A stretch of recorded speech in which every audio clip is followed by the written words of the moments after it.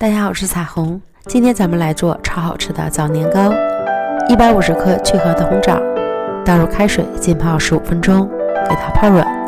接着来和面。500克糯米粉，用250克80度左右的开水烫面，水要一点点的加，把面烫匀。搅拌成粗颗粒状，用手从底向上翻拌均匀，确保无干面粉。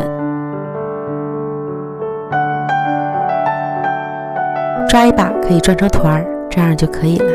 面和水的比例为2:1，是一个黄金比例。太干了团不成团，太湿了蒸熟后会趴锅。泡好的红枣我给它切2半了。做这个年糕最好是用无核的金丝小枣，就不用切半了。倒入到糯米粉中混合均匀，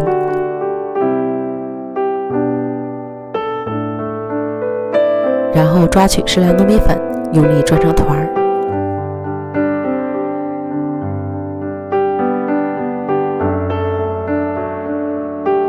再用拇指在底部按出深洞，这样可以增加受热面积，让年糕快速成熟。全部都做好后摆入到蒸屉里，底部要铺好蒸笼纸防粘。没有这种现成的蒸笼纸，将大张的硅油纸分成小块也可以。这些面粉正好可以做7个。凉水上锅，水烧开后大火蒸25分钟，关火后不要立刻拿出来，等稍微晾凉后就不粘手了。热吃软糯，凉吃 Q 弹。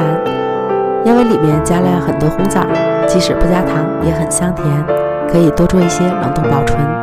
吃的时候用蒸锅加热一下就可以。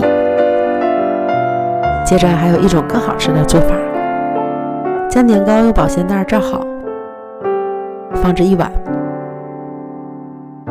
第2天就会变得非常硬。用刀切成厚片，此时是不会沾刀的。不粘锅预热后，稍微多倒一点油，放入年糕片，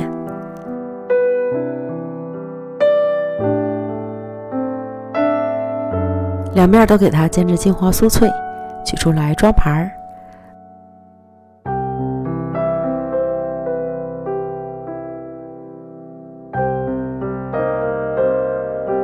能吃甜的再撒一层白糖，这样我们的香煎枣年糕就做好了。表皮酥脆，内里软糯，满口香甜，真的是太好吃了，人间美味啊！想知道它有多好吃吗？试试你就知道了。我们明天见，拜拜。